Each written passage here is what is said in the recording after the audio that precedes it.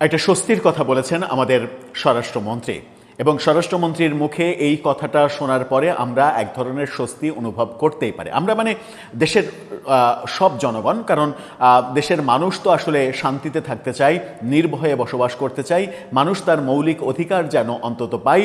সরকার কাউকে খেতে দেবে না, কিন্তু সরকার নির্বিঘ্নে বেঁচে থাকার যে অধিকার, সেই অধিকারটা নিশ্চিত করবে, সেটাই সরকারের কর্তব্য এবং স্বরাষ্ট্রমন্ত্রীর আরও বেশি কর্তব্য। স্বরাষ্ট্রমন্ত্রী বলেছেন যে বিনা অপরাধে কাউকে কোনো ধরনের হয়রানি করা যাবে না।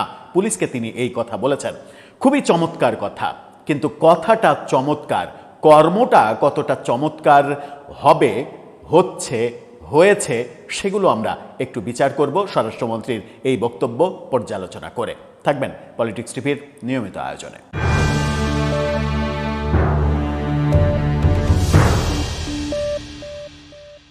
দর্শক, বলছিলাম স্বরাষ্ট্রমন্ত্রীর বক্তব্যের কথা, খুবই দারুণ কথা, এবং এই কথাটা যদি পুলিশ অক্ষরে অক্ষরে পালন করে তাহলে বাংলাদেশটা পরিবর্তন হতে খুব বেশি সময় লাগবে না।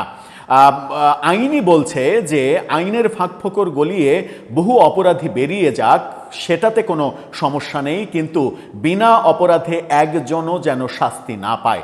আইনের মূল থিমটা, মূল শেকড়টা এটার উপরে ভিত্তি করেই আসলে আইন, আদালত এটা পরিচালিত হয়। কিন্তু বাংলাদেশে ঠিক তার উল্টা হয়। যে কাউকে ইচ্ছা করলে গ্রেপ্তার করা যায়, যে কাউকে ইচ্ছা করলে কারাগারে ঢোকানো যায়, যে কারো বিরুদ্ধে যা ইচ্ছা তাই অভিযোগ দিয়ে মামলা করা যায় এবং মামলাবাজির ব্যবসা করা যায়। একটা মেটিকুলাস দেশ, এবং এই দেশটাকে মানে এই ধরনের মানে অপকর্ম করে ব্যবসা করার একটা উপযোগী গ্রাউন্ড কিংবা উপযোগী আবাসভূমি তৈরি করে গেছেন মেটিকুলাস শাসক প্রফেসর ইউনূস। প্রফেসর ইউনূস যে অনাচার বাংলাদেশে প্রতিষ্ঠিত করেছেন, বিশেষ করে সাধু সাধু কথা বলে, সংস্কারের কথা বলে বলে মুখে ফেনা তুলে বাংলাদেশের আইন, আদালত, পুলিশ এগুলোকে একেবারে ধ্বংস করে গেছেন।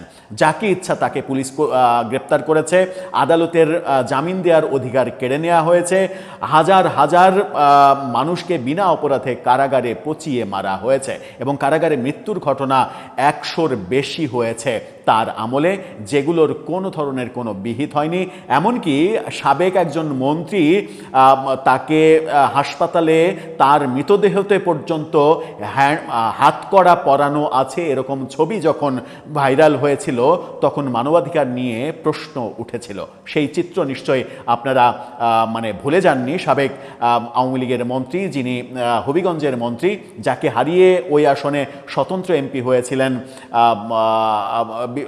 যিনি জেলে রয়েছেন, সেই আইনজীবী যখন গ্রেপ্তার হয়েছিলেন, সেটা নিয়েও অনেক কথা হয়েছে যে বিনা অপরাধে কেন তাকে গ্রেপ্তার করা হলো। বলছিলাম ব্যারিস্টার সুমনের কথা। ব্যারিস্টার সুমনের কথা নিশ্চয়ই মানে আপনারা ভুলে যাননি। ব্যারিস্টার সুমন, যাকে হারিয়ে ইউসুফ হোসেন হুমায়ুন, যাকে হারিয়ে তিনি জিতেছিলেন, সেই সাবেক মন্ত্রীকে আমরা দেখেছি মৃত অবস্থাতে হাসপাতালের বেডে হাতকড়া পরিহিত ছবি, সেই ছবি ভাইরাল হয়েছিল। মানবাধিকার লঙ্ঘনের কত নিকৃষ্ট উদাহরণ তৈরি করা যায় সেটা প্রফেসর ইউনূস করেছিলেন। সেখান থেকে বেরিয়ে আসার চেষ্টা এই সরকার করছে, এর জন্য প্রথমে আমরা সাধুবাদ জানাতেই পারি। চলুন আগে স্বরাষ্ট্রমন্ত্রীর বক্তব্যটা শুনে নিই, তারপরে আমরা অপরাপর ব্যাপারগুলো, যে এটার সঙ্গে বাস্তবতা কতটা সামঞ্জস্যপূর্ণ, সেগুলো একটু বিবেচনা করে দেখব। কি বলছেন তিনি? শিরোনামটা বলা হচ্ছে যে নিরপরাধ কাউকে হয়রানি না করতে পুলিশের প্রতি স্বরাষ্ট্রমন্ত্রীর নির্দেশ। স্বরাষ্ট্রমন্ত্রী সালাউদ্দিন আহমেদ বলেছেন, প্রকৃত অপরাধীকে আইনের আওতায় নিয়ে আসতে হবে। কোনো নিরপরাধ মানুষ যেন হয়রানির শিকার না হয়, এ ব্যাপারে সবাইকে সচেতন থাকতে হবে, সতর্ক থাকতে হবে। স্বরাষ্ট্রমন্ত্রী পুলিশ সদস্যদের উদ্দেশ্যে বলেন, প্রত্যেক পুলিশ সদস্যকে পেশাদারিত্বের আদর্শে উজ্জীবিত হয়ে মানুষের কাছে সেবা ও আস্থার প্রতীক হয়ে উঠতে হবে। ভুক্তভোগীকে তার প্রাপ্য আইনি সেবা দিতে হবে। প্রকৃত অপরাধীকে আইনের আওতায় নিয়ে আসতে হবে। নিরপরাধ কাউকে হয়রানি করা যাবে না। আইজিপিও এখানে কথা বলেছেন। আমরা স্বরাষ্ট্রমন্ত্রীর কথাতেই থাকি। চমৎকার একটা কথা বলেছেন যে নিরাপরাধ কাউকে মানে হয়রানি করা যাবে না। কিন্তু আমরা প্রফেসর ইউনূসের আমলে দেখেছি, আমাদেরই আরেকটা ভিডিওতে আপনারা জেনেছেন যে গাজীপুরে পরকীয়ার জেরে একটা মৃত্যুর ঘটনা, যেটা শেখ হাসিনা পতনের আরও 2 মাস পরে ঘটেছিল। সেই ঘটনাকে কেন্দ্র করে অক্টোবরের 2 তারিখে ঘটনা, অক্টোবরের 3 তারিখে সেই ঘটনার মামলা, পরবর্তীতে আবার আবার সেই মামলা আরেকটা মামলা করা হয়েছে সেই বিষয় নিয়ে, যেটা আগস্টের 5 তারিখে বলা হয়েছে শেখ হাসিনা এবং ওবায়দুল কাদেরের হুকুমে তাকে মেরে ফেলা হয়েছে। পিবিআইয়ের তদন্তে বেরিয়ে এসেছে সেই মিথ্যা ইতিহাস। পিবিআইয়ের তদন্তে এরকম শত শত মিথ্যা মামলার নজির আমরা দেখেছি। মানে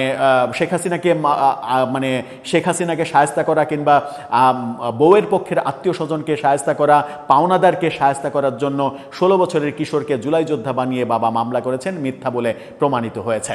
আমরা এই তো 2-3 দিন আগেই দেখলাম যে চট্টগ্রামে আদালতে একজনের মিথ্যা জিডির কারণে একজনের 1 মাসের কারাদণ্ড হলো, 5,000 টাকা জরিমানা করা হলো। এটা যদি এই মিথ্যা মামলার ক্ষেত্রে হতো তাহলে একটা দারুণ উদাহরণ তৈরি হতো। যখন স্বরাষ্ট্রমন্ত্রী বলছেন নিরপরাধ কাউকে হয়রানি করা হবে না, তখন প্রফেসর ইউনূসের আমলে দেখেছি হাজার হাজার মিথ্যা মামলা, যেটা আইন উপদেষ্টা নিজে স্বীকার করেছেন। আমরা দেখেছি মিথ্যা মামলায় আনিস আলমগীরকে কারাগারে নিতে, মঞ্জুরুল আলম পান্নাকে কারাগারে নিতে, লতিফ সিদ্দিকীকে কারাগারে নিতে, হাফিজুর রহমান কার্জন ঢাকা বিশ্ববিদ্যালয়ের প্রফেসর তাকে কারাগারে নিতে, একজন অবসরপ্রাপ্ত সচিবকে কারাগারে নিতে, এই ঘটনাগুলো আমরা দেখেছি। আমরা প্রফেসর ইউনূসের আমলের কথা বাদ দিলাম। এই তো কদিন আগে 7ই মার্চের ভাষণ মাইকে বাজানোর অপরাধে, মাইকে তিনি বাজাননি, যে বাজাচ্ছিল তার উপরে মব হচ্ছিল, সেই মব ঠেকাতে এসে তাকে সমর্থন করার অপরাধে তার উপরে মব হলো এবং তার নামে মামলা করা হলো ভুয়া মামলা, সন্ত্রাস বিরোধী মামলা। এই যে মিথ্যা অভিযোগে তাকে কারাগারে রাখা হলো 2 মাস, তারপরে তিনি জামিন পেলেন 30 এপ্রিল, কিন্তু কারাগার থেকে মুক্ত হলেন গিয়ে 8 মে, এই মাসের 8 তারিখে তিনি মুক্ত হয়েছেন। এই যে ঘটনাগুলো, এই ঘটনাগুলো থেকে সরকার যদি জাতিকে মুক্তি দিতে পারে তাহলে একটা দারুণ ব্যাপার হবে। প্রফেসর ইউনূসের আমলে কিংবা তারও আমলে, তার আগেও শেখ হাসিনার আমলেও যে দৃষ্টান্তগুলো থেকে গেছে, সব থেকে ভয়াবহ দৃষ্টান্ত তো প্রফেসর ইউনূসের আমলে ঘটেছে। শেখ হাসিনার আমলেও এরকম হাজার হাজার ঘটনা ঘটেছে। সেখান থেকে এই সরকার যদি সত্যিই বেরিয়ে আসতে পারে, নিরপরাধ মানুষ যদি সত্যিই সমাজে নিশ্চিন্তে বসবাস করতে পারে, কারো মনে যেন আতঙ্ক তৈরি না হয় যে আমাকে মিথ্যা মামলায় ফাঁসিয়ে দেয়া যাবে সহজেই, এর জন্য স্বরাষ্ট্রমন্ত্রীকে প্রথমে যেটা করতে হবে, আইন মন্ত্রণালয়ের সঙ্গে নেগোসিয়েশন করে যেটা করতে হবে সেটা হচ্ছে যে মিথ্যা মামলা দায়ের করার জন্য এই মামলাবাজদের শাস্তি নিশ্চিত করতে হবে। যদি আপনি শাস্তি নিশ্চিত করেন তাহলে এই মিথ্যা অভিযোগ, মিথ্যা হয়রানি সে পুলিশ করুক, কোনো ব্যক্তি করুক, কোনো প্রতিষ্ঠান করুক, কেউই করার সাহস পাবে না। আমার মনে হচ্ছে স্বরাষ্ট্র মন্ত্রণালয়ের সঙ্গে আইন মন্ত্রণালয়ের এই নেগোসিয়েশনটা খুবই দরকার। 2 মন্ত্রণালয় মিলে একসাথে যদি কাজ করে, এক মন্ত্রণালয় আর এক মন্ত্রণালয়কে যদি সহযোগিতা করে, তাহলে স্বরাষ্ট্রমন্ত্রীর এই বাণীটা প্রতিষ্ঠিত করা সম্ভব হবে। নয়তো শুধুমাত্র সেটা কথার মধ্যেই সীমাবদ্ধ থাকবে, সেটা বাস্তবতায় রূপ নেবে না। আমরা প্রত্যাশা করব অন্তত স্বরাষ্ট্রমন্ত্রীর এই বক্তব্যটা বিএনপি সরকার তার এই 5 বছরের শাসনামলে প্রতিষ্ঠিত করে অনন্য একটা নজির স্থাপন করবে, যেটা বাংলাদেশের ইতিহাসে কখনো কোনো সরকার, এমনকি এর আগে বিএনপি যখন শাসন করেছে তখনও তারা করতে ব্যর্থ হয়েছিল। আপনার মন্তব্য জানিয়ে লিখতে পারেন আমাদের কমেন্ট বক্সে।